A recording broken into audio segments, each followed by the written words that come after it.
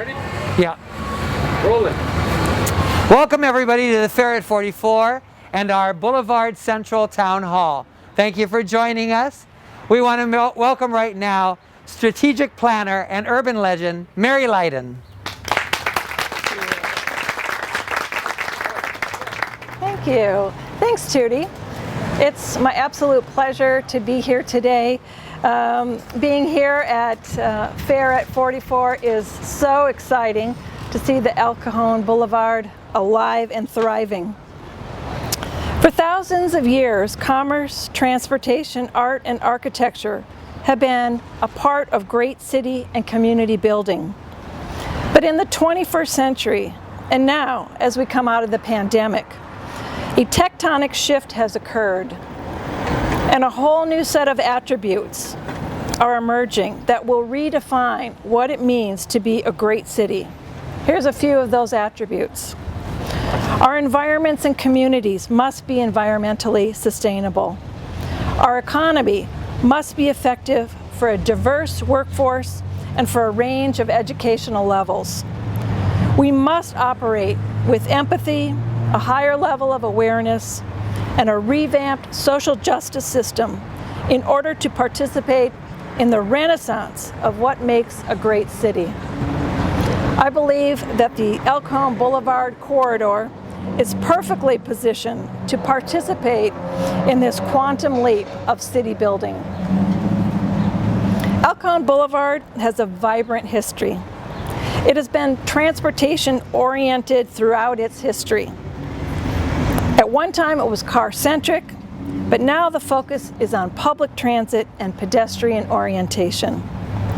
The El Cajon Boulevard corridor is comprised of mixed use and mixed income communities, a great place to live, work, and play.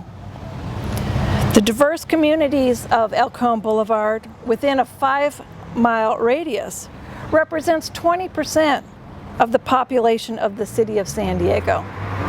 And for decades, these communities have been engaged by all kinds of organizations, creating the future for these communities. The global culture along the boulevard is a powerful edge to use as a design principle as we plan for the next chapter of the El Cajon Boulevard. Today's new investments have been made that will help connect ECB to a vibrant future. The bus rapid transit pilot that runs from downtown to San Diego State is a wonderful new addition. Let's make that permanent. The new beautiful and much needed schools for Wilson Middle and Hoover High, the Highway 15 Centerline Station, and the Copley Price Family YMCA, which is one of the most used YMCAs in the system. And there are many new opportunities for redevelopment all along the corridor for housing, commercial, retail, and restaurants. The El Cajon Boulevard's Visionary 2020 plan connects with the future of great city building and revolves around a system of connected hubs. We are in one today. The hubs are being planned as multicultural, mixed income, mixed use, pedestrian-oriented, and reflect the unique attributes of each of those areas. This is a living laboratory for a transit-oriented corridor. The tools discovered here can be used for other communities within San Diego as they implement their own visions. The Complete Communities Ordinance has been created to catalyze and support El Cajon Boulevard's vision, and we'll hear more about that later in the town hall. Implementing the El Cajon 2020 plan will require community leadership, elected leadership, and enlightened developers to help the community realize the vision. I'm excited to be a champion of the corridor, and I invite you to join me and hundreds of other community members as we create the next generation of a model transit-oriented global community. Thank you. And now please welcome urban infill developer Andrew Malik. Thank you, Tootie. Well, it's hard for me to beat the great introduction that Mary gave on the Boulevard and what it represents to us, but I did want to echo a couple of things that she said.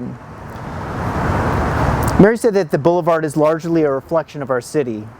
A trip down the Boulevard is a cross-section of the cultural diversity of our city. 100 years ago, El Cajon Boulevard represented the progress our city was making as the automobile was coming into fashion. Today, as we transition from a suburban, auto-oriented city to an urban city that looks to more sustainable development practices, the Boulevard will be an example of this progress. But as this transition from suburban to urban happens, we need to make sure that all that is great about the Boulevard is not lost in the change.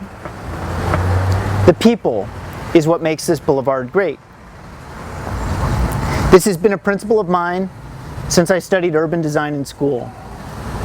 Great authenticity, authentic places are places where we celebrate the people that exist there. We don't try to whitewash it or make it vanilla. We actually respect what exists and we build on that is there. A project that I'm working on currently in National City, I took this to heart. I truly looked at ways that we can involve the community in the project, that we can include the community in opening in our commercial spaces. And I don't think that there's a better way to share this project than through a video that's already been created about it. Therefore, I'd like to introduce this film that was made by the San Diego Architecture Foundation about this Catalyst urban infill project that we're doing in National City.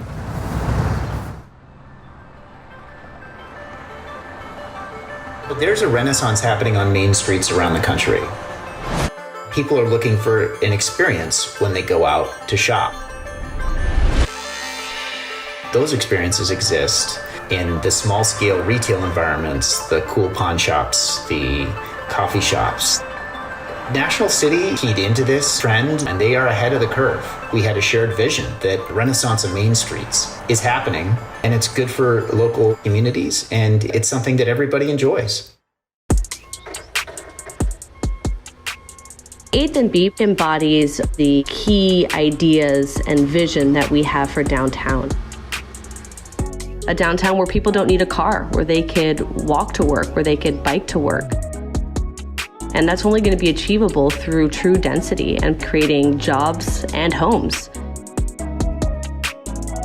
Being able to envision what the first building in an emerging city core looks like, how it needs to function, was a unique challenge. It's a project that has true mixed use.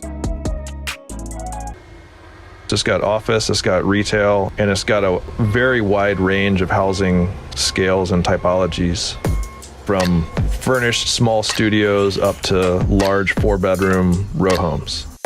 Having a blend of existing, renovated, and new is really critical to holding on to a culture of an area and keeping it authentic. We tried hard to build our retail spaces as small so that they're priced into the local businesses and we're not driving local business out. For San Diego, National City is Filipino town. There's 200,000 Filipinos in San Diego, and 90% come from National City. Over time, people have left, but you see this new wave of people from National City coming back in and revitalizing the different parts. We don't want to gentrify the neighborhood. We want to create new opportunities and bring property value up. Part of it of building better neighborhoods are creating spaces that unify the community through design, architecture, food, through anything creative.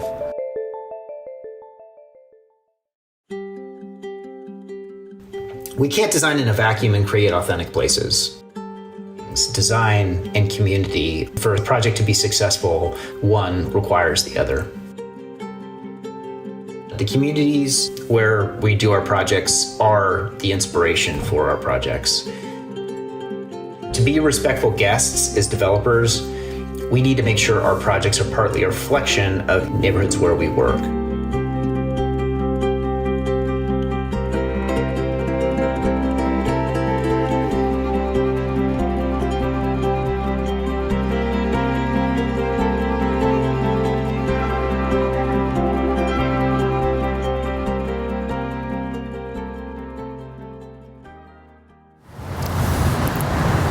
As you've seen, this Catalyst urban infill project that we're working on in National City is something that could be replicated here along the boulevard.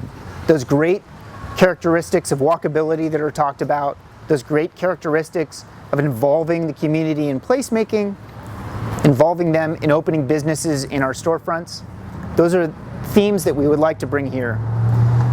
And so, as a resident of Uptown, I hope to help make this neighborhood greater, and I can't wait to work on the boulevard. Thank you very much.